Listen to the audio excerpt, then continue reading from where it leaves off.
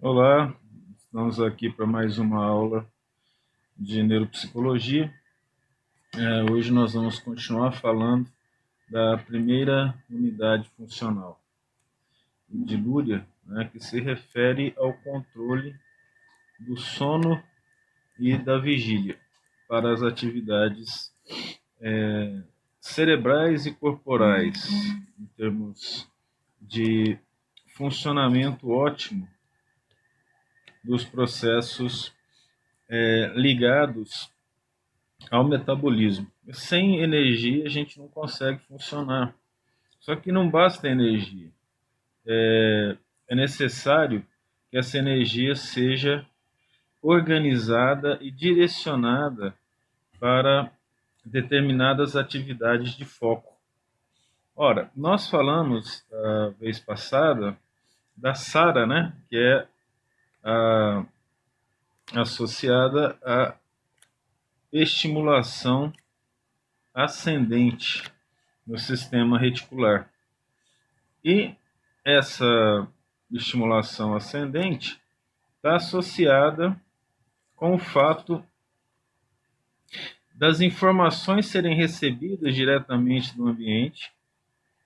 O indivíduo acorda algumas vezes primeiro do que uma análise gnóstica do processo, e depois ele decide se vai continuar acordado, que eu quero dizer em vigília ou ativo, né? E aí que tá bem errado, né? Ascendente. Bem, de qualquer forma, a nossa ideia aqui hoje é passar as informações associadas a como que está funcionando de um modo geral a SARI, ou seja, as informações associadas de cima para baixo, do córtex para a formação reticular e da formação reticular para a medula e da medula para os processos gerais ligados ao músculo, ligados às glândulas, para a promoção da captura e utilização da energia do corpo em favor das atividades consideradas necessárias para o cérebro, córtex cerebral. Então, sempre a gente vai fazer um esquema. Esses esquemas eles apresentam uma característica didática importante para a gente sempre ter uma noção das estruturas relacionadas aos processos mentais ou fisiológicos de uma maneira geral.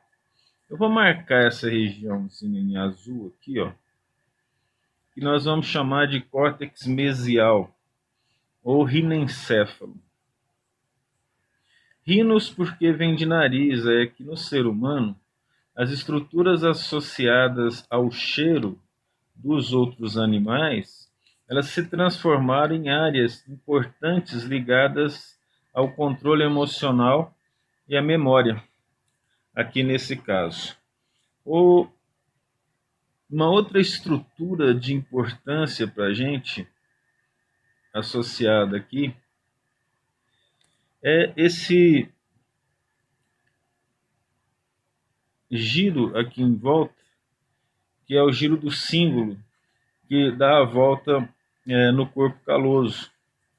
Aqui no corpo caloso, logo abaixo dele, nós temos estruturas importantes para a nossa conversa de hoje, que é, eu nem mudei a cor, achei que estava mudando, mas que é o tálamo. E a partir do tálamo, agora tem que mudar a cor, não tem jeito.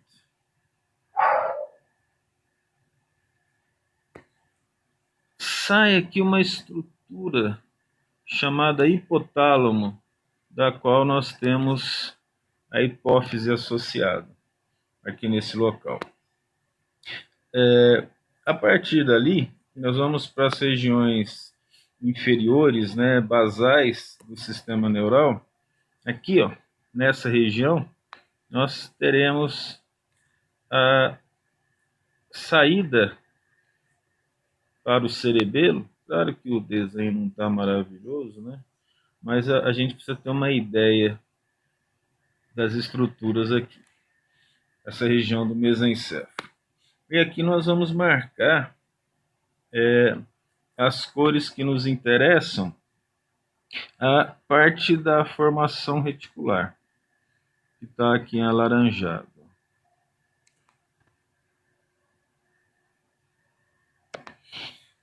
Tendo essa estrutura geral, aí se você tiver alguma dúvida, você vai procurar lá na parte anatômica, essa estruturazinha em azul aqui, do lado, eu marquei, é a epífise, né? Aqui no meio é o tálamo, aqui nessa parte azul a região mesial, tá? E isso tudo aqui vai estar associado a essas bolinhas alaranjadas, que são as estruturas da formação reticular. Então nós vamos pegar, por exemplo, não era para eu mudar de cor de novo. Eu vou pegar esse roxo aqui. Considera que isso aqui, ó, é um neurônio. E o axônio dele vai levar informação, não vai ser dessa. Aqui não tem como fazer uma demonstração perfeitinha, mas ele vai levar informação até a medula. Por exemplo, isso aqui são as informações ligadas ao lobo frontal, né, ao giro pré-central, e vai levar informação até a medula, sem detalhes aqui. Só que as estruturas ligadas à região mesial, ou rinencéfalo, ela não vai mandar a informação direto, ela vai mandar a informação para a formação reticular. E não só para a formação reticular, a informação fica ali, ela também vai ser mandada para as regiões inferiores e medulares, de uma forma bastante organizada. Isso aqui que a gente está representando é o que nós vamos chamar de SARI, né, que são a ativação descendente desses sistemas ligados ao cérebro e à formação reticular. Aqui, para onde que vão essas informações? Elas vão para a medula. E a medula distribui essas informações, ela distribui esses dados. Baseado em que ela distribui esses dados? Baseado nas necessidades do corpo, nas necessidades do cérebro. A necessidade do corpo é inicialmente organizada, evidentemente, a partir das informações ligadas ao tálamo e ao hipotálamo. Para representar, para não perdermos o desenho, vamos pegar aqui esse verde e lembrar que informações também elas vêm da medula, são mandadas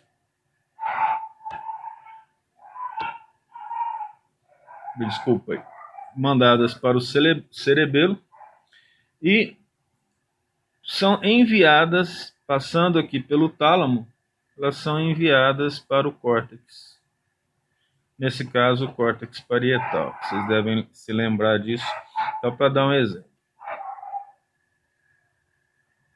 O tálamo é o relé sensorial, é da onde todas as informações que vêm da medula passam no tálamo e o tálamo redistribui essas informações para o córtex cerebral. Essa estrutura toda aqui é só para nos dar uma ideia, para a gente não se perder em relação ao seguinte: as áreas corticais,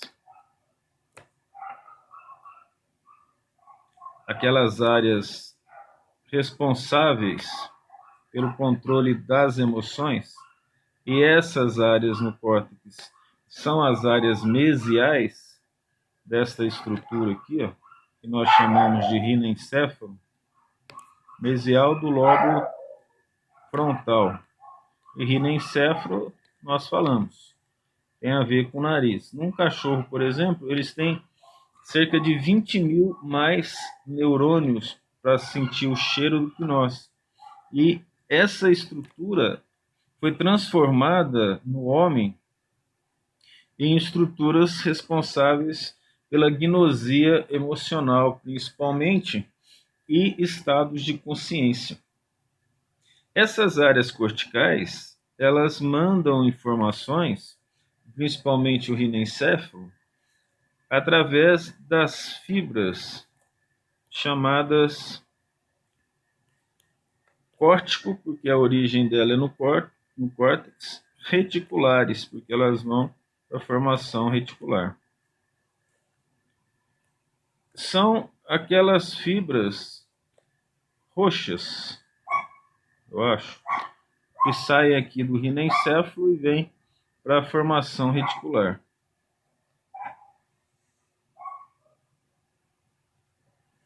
E essas fibras córtico-reticulares, elas mandam informação para a medula, como a gente viu ali. Então aqui é uma repetição esquemática, né, do que a gente esquematizou.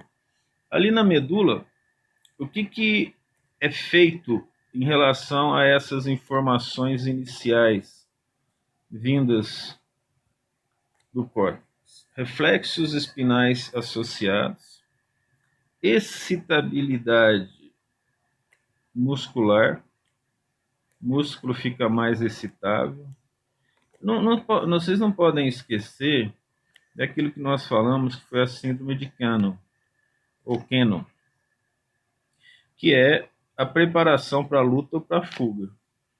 É claro que ela, e de uma maneira mais simples, serve para as atividades de vigília.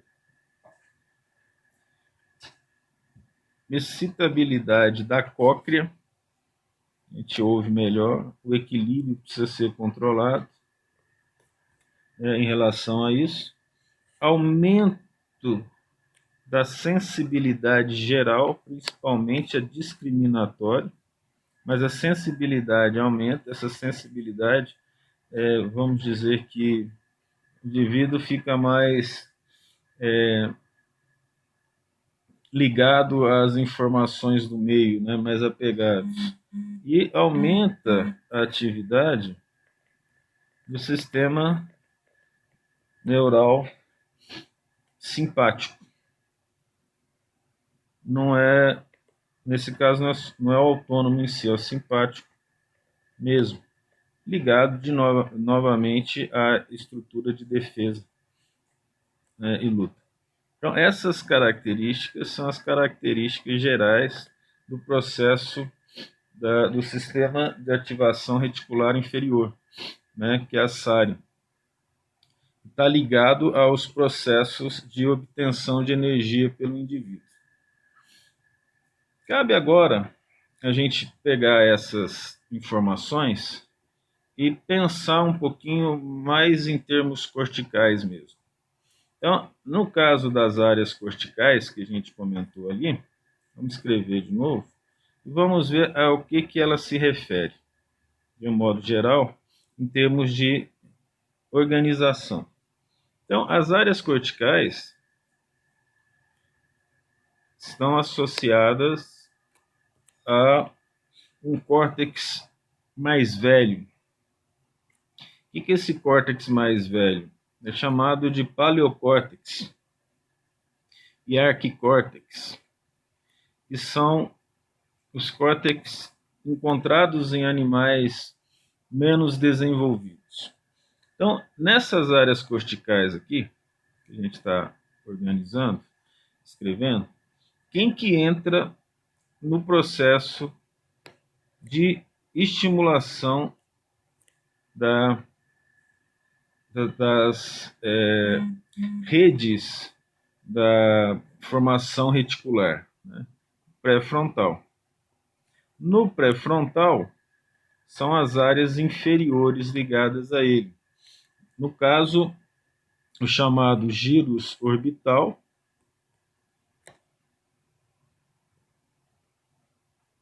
e medial.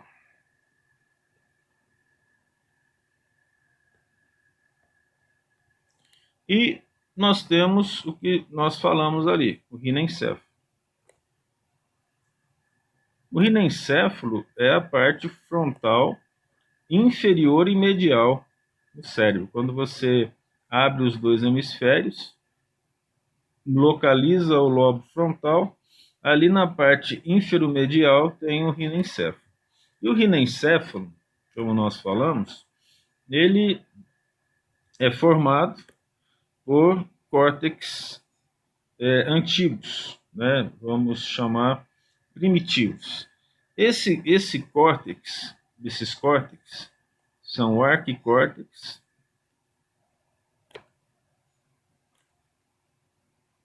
e o paleocórtex. Também não é difícil estudar isso. O pessoal da psicologia costuma chamar isso de cérebro reptiliano, porque é onde eles estão localizados no sistema neural dos répteis, eles são bem desenvolvidos.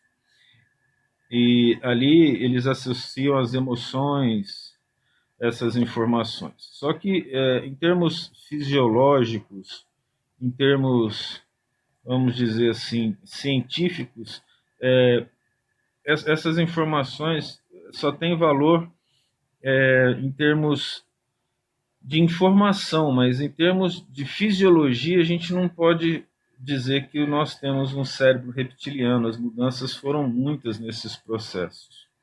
Para chamar a atenção aqui, ó, o rinencéfalo está associado aos processos de consciência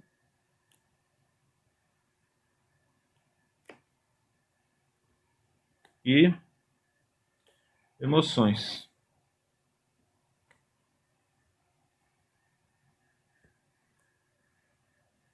Consciência e emoções. Necessariamente, daqui, dessa estrutura toda, a informação vai ser enviada para a formação reticular, através do que nós chamamos aí de fibras córtico-reticulares. Agora vamos pegar um pouquinho mais dados relacionados ao arquicórtex e o paleocórtex. Vamos separá-los aqui, ó, e puxar uma seta, para que a gente possa compreender alguns dados deles. Eles não têm 6 camadas, como a gente estudou. São 4 camadas. Essas 4 camadas vão ser representadas aqui por nós, ó, como ó, a camada molecular, que é idêntica à estrutura do neocórtex. Então, quando nós falamos em 6 camadas, nós estamos falando em neocórtex. Neocórtex é a estrutura máxima do ser humano. Um peixe, por exemplo, os estudiosos não sabem se pode se definir 3 ou 2 camadas para eles em termos de células do córtex, até porque o córtex no peixe ele tem uma função de memória muito, muito pequena, né? Vamos falar assim, quase sem sentido. Nós já comentamos, o peixe aí tem uma memória de poucos segundos, por isso que ele pode ser pego várias vezes. Ele não se lembra que ele foi pescado, né? Aí nós temos uma camada que o nome dela é de pequenas células piramidais, ou pequenos neurônios piramidais. Essa é a segunda camada, de cima para baixo. Dessa camada, aqui, lembra que vão ser 4 camadas, né? Aí só vão faltar 2 camadas. A camada das grandes células piramidais, a próxima.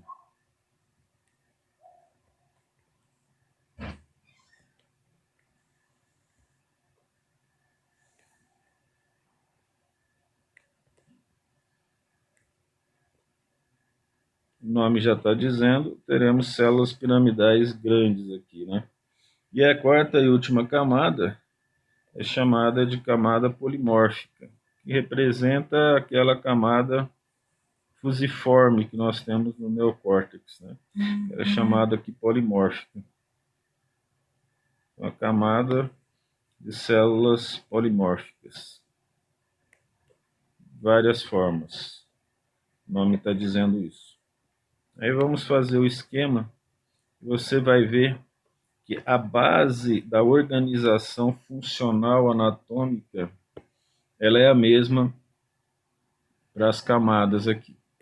Então, por exemplo, nessa região existem as grandes células piramidais, como nós falamos.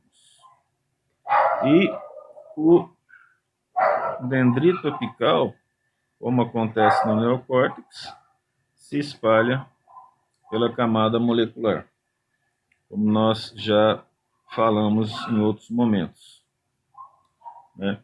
Aqui em cima, as células piramidais pequenas, junto com ela, existem pequenas células granulares nessa região.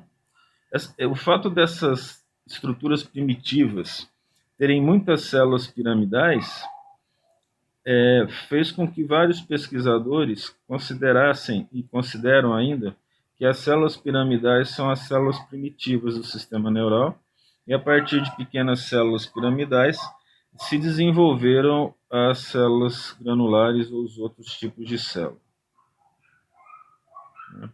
Então essa aqui é a estrutura geral desse córtex chamado rinencéfalo. Não pode esquecer que essas células polimórficas são tipos de células piramidais. Essa é a estrutura geral das informações que vêm do córtex para a formação reticular. Então, ó, dessa área grandona que nós escrevemos aqui, que está desenhada lá, ó, as áreas corticais todas, tudo isso aqui, ó, só relembrando, passa a informação, toda ela vai passar a informação para a formação reticular. E a formação reticular vai passar a informação para a medula. E a medula vai passar a informação, vamos simplificar aqui, ó, para o corpo de um modo geral. E aí, esse é o ponto essencial do esquema ligado ao sistema reticular inferior, né, da primeira unidade funcional. Agora, então, vamos fazer um estudo mais neuropsicológico associado às questões ligadas às lesões das estruturas como o córtex cerebral mesial, como a própria destruição da própria estrutura da formação reticular, e daí tirar as informações ligadas às funções perdidas, né, principalmente do córtex, em relação a essas lesões. Ok? Então, no primeiro ponto aí que a gente vai analisar em relação a isso, são, e talvez seja a única mais importante, né, em relação a isso, em termos corticais, que é a lesão da região médio-basal. Quando fala região médio-basal, nós estamos falando da região mesial e da região do rinencéfalo. Aí você pode perguntar assim, né? Como que vai lesar uma estrutura que está lá embaixo, que é essa azul aqui, né? Que a gente colocou lá primeiro. Como é que vai lesar uma região dessa? É muito difícil. De fato, uma lesão externa mas um câncer de hipófise normalmente a causa mais comum de lesão dessa região. A hipófise é grandona e está aqui bem abaixo dela, que eu estou colorindo de vermelho aqui, né?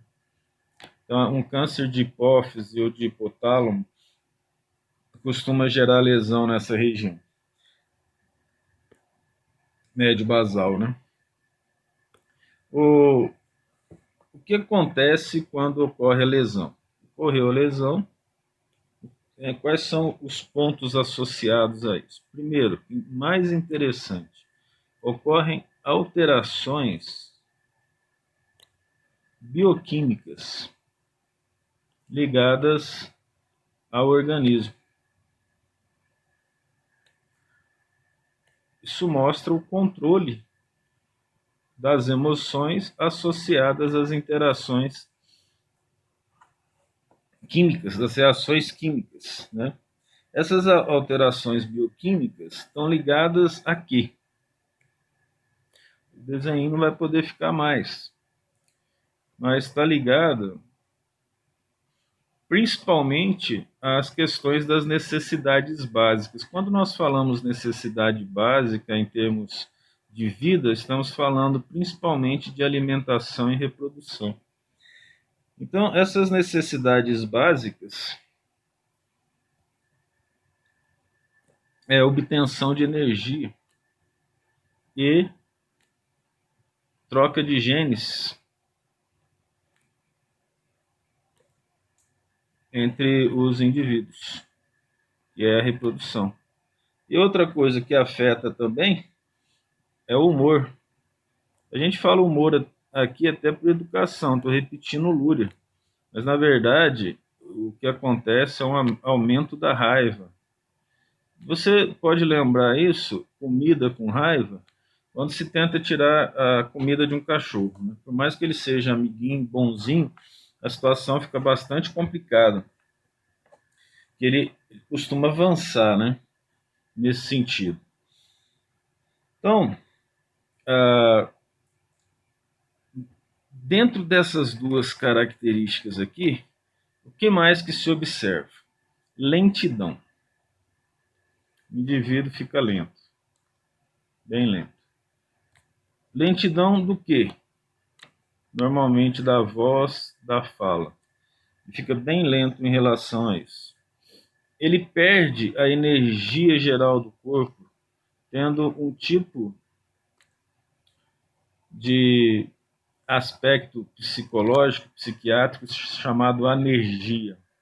Isso acontece muitas vezes com pacientes deprimidos ou pacientes que tomam medicamento para diminuir o tônus cerebral. Os medicamentos antigos, daí lá da década de 60, que diminuiu o tônus cerebral geral, e os medicamentos utilizados para bipolaridade, muitas vezes, se a dose não for muito bem organizada, o indivíduo vai se sentir sem energia, ele não tem energia. De uma maneira geral, ele perde energia. Interessantemente, ocorre uma micrografia, a letra dele fica pequenininha. Não consegue escrever com uma letra grande. Estou achando que eu tenho esse negócio aqui. Ele entra em fadiga muito rápido. Qualquer coisa que está fazendo, ele entra em fadiga. Não consegue fazer, principalmente, atividades repetitivas, de um modo geral. Digamos, peça para fazer qualquer atividade que seja, logo ele cansa. Então você imagina que, para quem não conhece a doença do indivíduo, vai chamá-lo de preguiçoso, né? Esses são os grandes problemas das afecções psiquiátricas. Quando a população não conhece, a pessoa acaba sofrendo impactos sociais devido às características que ela apresenta dessas doenças, né? Deixa de responder as perguntas. Ele para, você começa a fazer a pergunta, o paciente vai parar de responder as suas perguntas. Tem que esperar ele descansar. Isso é interessante. E porque também dá uma ideia de que é preguiça. E, de certa forma, o indivíduo está sem energia, entre aspas, né? Ele está preguiçoso, né? ele apresenta em alguns casos complicados o estupor, que aí ele perde a energia completamente, não tem força para nada, ele não responde mesmo, ele nem começa a responder, ele não começa a atividade, ele também não começa a falar. Fora isso, ainda tem alterações afetivas. E essas alterações afetivas, elas costumam levar a como nós colocamos aqui, ó, ao aumento da raiva, em alguns casos. Só que um dos pontos principais é um descaso emocional. Esse descaso emocional significa que o processo de trabalho córteco reticular está lesado, vamos dizer assim. Ele não está bem organizado para atividades, vamos dizer, de alta necessidade de energia, né? Então, esse tipo de lesão da região médio-basal causa essas alterações bioquímicas. Mas não é só isso, né? Alguns pontos importantes em relação a outros processos psiquiátricos, nós podemos falar aqui, é que ele apresenta leitura normal, não apresenta variação na leitura. Você pede para o paciente ler, ele vai ler normalmente. Isso não acontece, por exemplo, com lesões da área temporoparieto-occipital. Nesse caso, é um diferencial aqui, né? Não apresenta agnosia,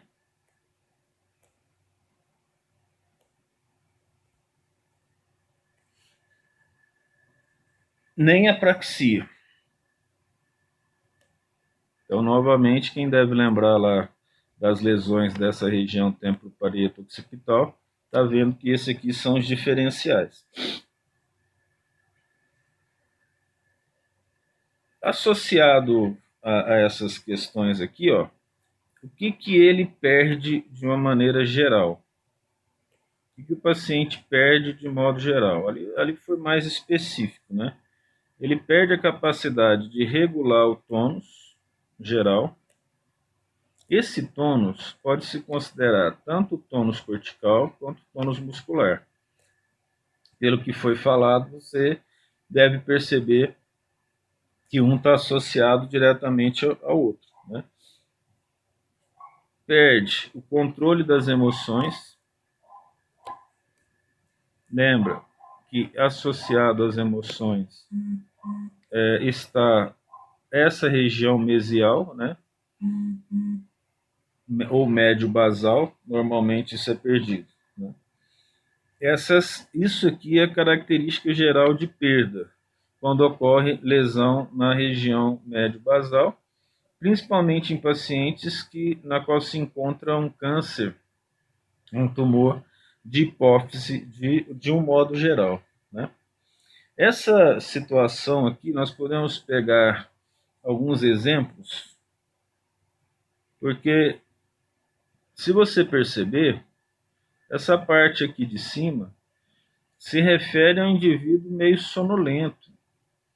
O indivíduo acorda depois de ter dormido bastante, ele não tem uma ativação geral do tônus de maneira forte, né? Isso acaba sendo interessante. Mas, por exemplo, em relação ao sono, apenas tirar aqui um apêndice para dar algumas informações extras sobre os animais. Por exemplo, todos os vertebrados dormem. Isso é importante. Qualquer vertebrado dorme. Peixe dorme, só que o jeito deles dormir é diferente do nosso. Eles apresentam situações muito interessantes. Peixe, por exemplo, dorme com o olho aberto. No caso, por exemplo, do golfinho, acontece algo assim que foi inesperado. As descobertas foram inesperadas. ele dorme com um hemisfério cerebral de cada vez. Mas como é que a gente sabe isso? É porque a gente coloca eletrodos. E o eletrodo determina ondas de sono ou de vigília. E aí o que foi descoberto? Enquanto um hemisfério dele ficava dormindo, o outro apresentava características de acordado. Por exemplo, isso é igual para todos os animais.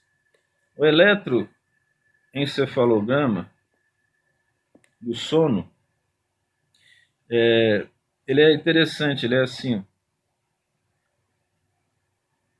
apresenta essa característica.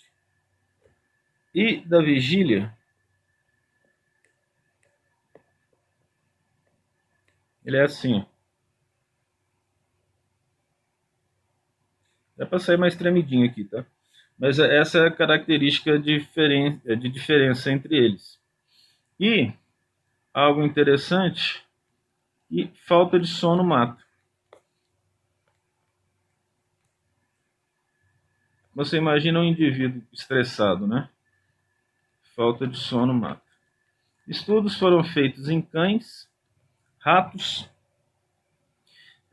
principalmente. Em cães, esse estudo já é mais antigo por causa da União Soviética, que mandou cão para o espaço, assim como os americanos. Então, no caso do cão, toda vez que ele tentava dormir, os cientistas acordavam esse cão. Aí, quando ele ia tentar dormir de novo, acordava. No segundo dia, ele já estava bem irritado. No terceiro dia, ele avançava em todas as pessoas, exceto o tratador. No quarto para o quinto dia, ele não aceitava nem que o tratador desse comida para ele. Entre o sexto e o sétimo dia, ele morria. Então, deixar o indivíduo sem sono é gerar a morte do indivíduo. Então, de uma outra maneira, vocês imaginam, se for possível, a gente ter estados intermediários, em que o indivíduo não consegue dormir direito. Não dormir direito representa uma falta de saúde mental muito grande, que pode gerar problemas muito graves, né? E essa é uma situação muito interessante, porque algumas vezes a força dessa região é tão grande, dessas regiões associadas ao estímulo, que cabe aqui que mesmo um indivíduo anestesiado, sob anestesia, e o médico encostar na região hipotalâmica associado ao sono, ele acorda. Então, mesmo com a anestesia, o estímulo vou colocar aqui da região do hipotálamo associado ao sono,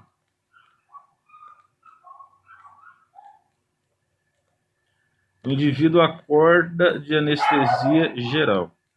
Então, esses dados são importantes para mostrar o quão funcional e apresenta um papel, vamos dizer, principal na sobrevivência, o controle do sono e da vigília em relação à vida, né? Essa questão do golfinho, a gente pode, por exemplo, hipotetizar que o golfinho ele dorme dessa forma para poder ficar atento aos perigos da água ou à busca de alimentação, por exemplo. A vida, a gente pode usar aqui uma característica matemática, que é uma demonstração, né, quando você faz uma tendência ao absurdo, algo que não pode acontecer. Se aquilo for verdade, né, se realmente você faz uma afirmação de algo que não acontece pelo absurdo, citando o absurdo, então o que não é absurdo é verdade. É o caso da alimentação. Imagina que nós tirássemos toda a alimentação do mundo. Logo, nós morreríamos. Conclusão é que a alimentação é fundamental para a vida. Se nós acabássemos com a capacidade de reprodução de todas as espécies morreriam. Portanto, a reprodução é fundamental para a sobrevivência do indivíduo. Então, essas estruturas fundamentais, elas são mantidas pelo cérebro, principalmente nas regiões basais.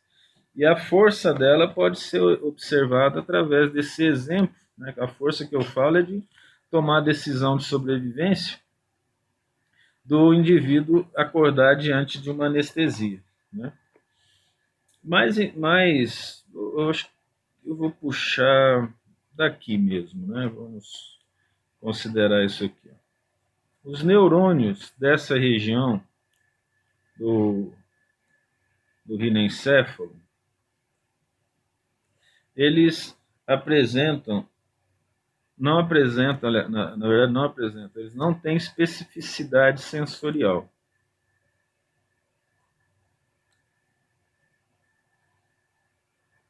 Então é só lembrar, eles não são modais. Porque se ele fosse modal, ele apresentaria uma das especificidades, ou motora ou sensitiva, e ele não apresenta. E eles não obedecem à lei tudo ou nada. Então, esses neurônios lá da formação reticular, que recebem a informação do córtex, eles não apresentam as características dos neurônios corticais.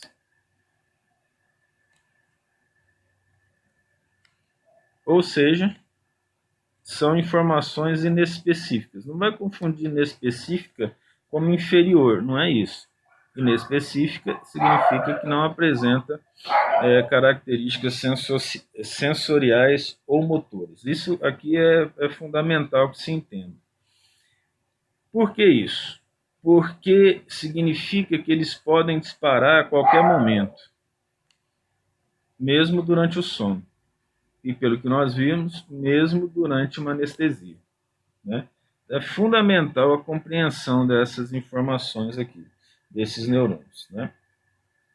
E na síndrome ligada a essa lesão, essa síndrome nós vamos dar duas características para ela, em termos de importância, que aliás é bem importante. Primeiro, o que acontece quando ocorre então a lesão? E aqui vai ser uma simplificação do que nós falamos. Distúrbios de consciência. Vamos lembrar que uma das funções da região médio-basal é controlar a consciência. Então, o indivíduo vai apresentar distúrbios de consciência. Esses distúrbios de consciência estão associados a vários aspectos que nós podemos colocar aqui.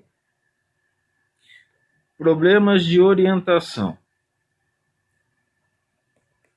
O indivíduo não consegue se orientar dentro de um prédio, por exemplo, algumas vezes dentro de uma sala. Ligados a isso, ele não consegue determinar a hora em relógios de ponteiro.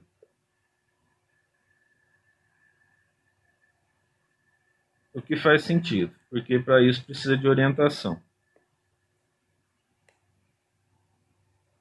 Relógio de ponteiro no consultório psiquiátrico, psicológico, acaba sendo importante para essas coisas aqui, né? Então, não perde a capacidade de orientação de uma maneira geral.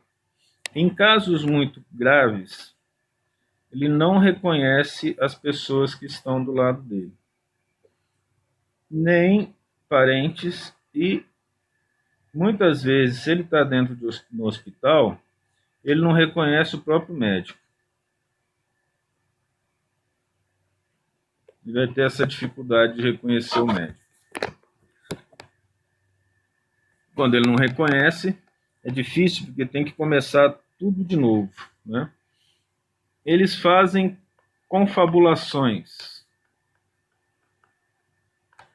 inventam histórias. Mesmo que eles começam a falar uma verdade, logo eles confabulam.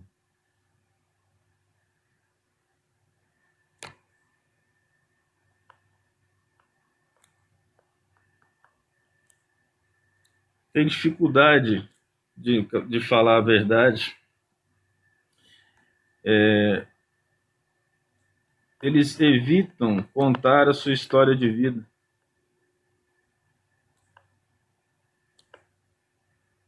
Que dificulta para o médico, né? Já que ele não pode contar, tem que levar o parente junto.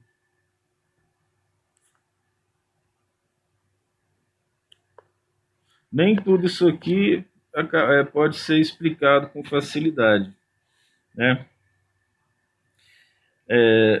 E sono constante de uma maneira mais complexa.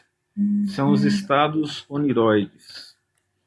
Nos estados oniroides, ele é um extra das confabulações que tem ali.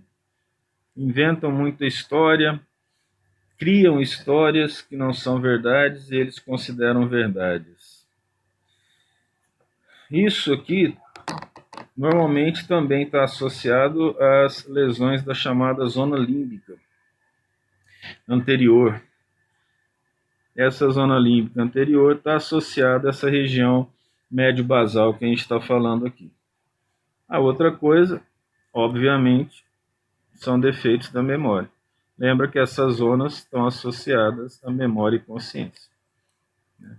Então, os defeitos da memória, nós podemos considerar que a memória é um fator essencial para a sobrevivência.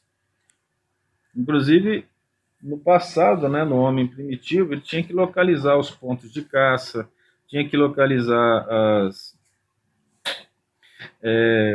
as regiões de comida, de água, né? E nesses casos, ele precisaria de uma boa memória. Tem inibição de traços associados à memória devido aos estímulos.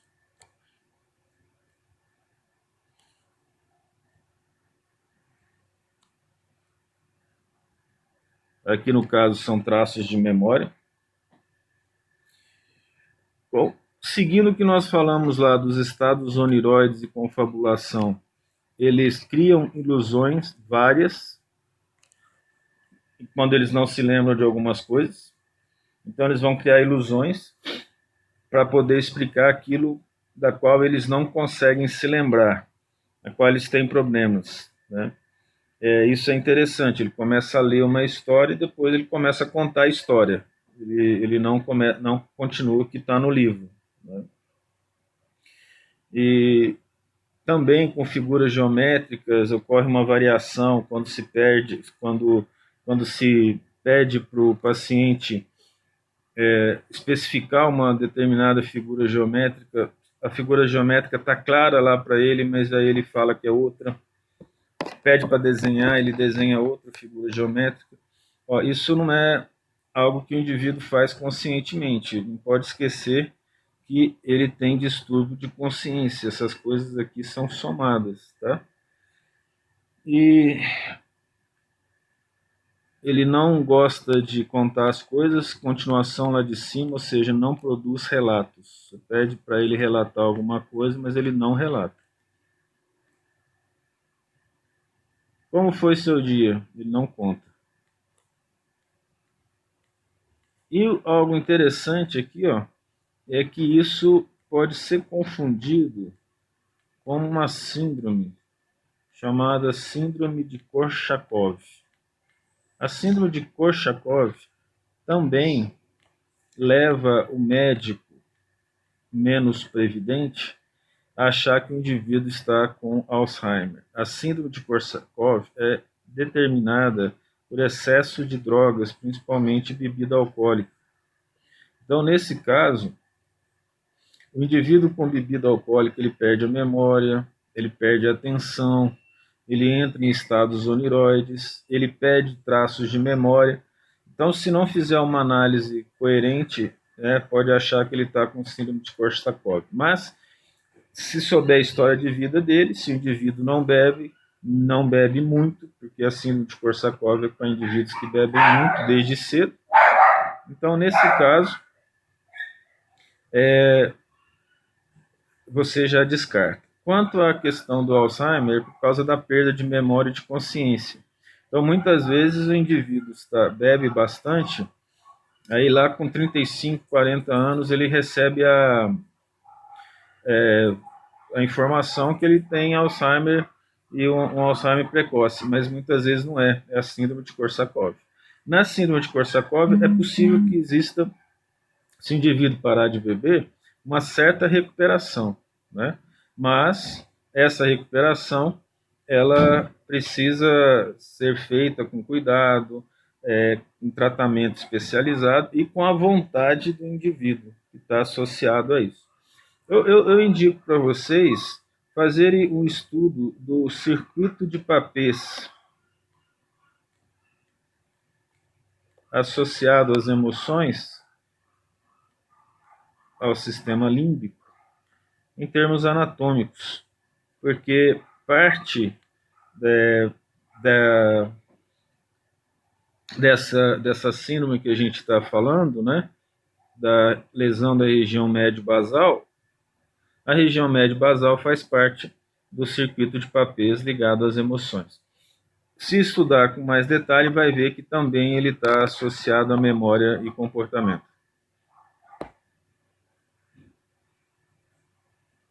Agora nós terminamos a nossa aula e até a próxima.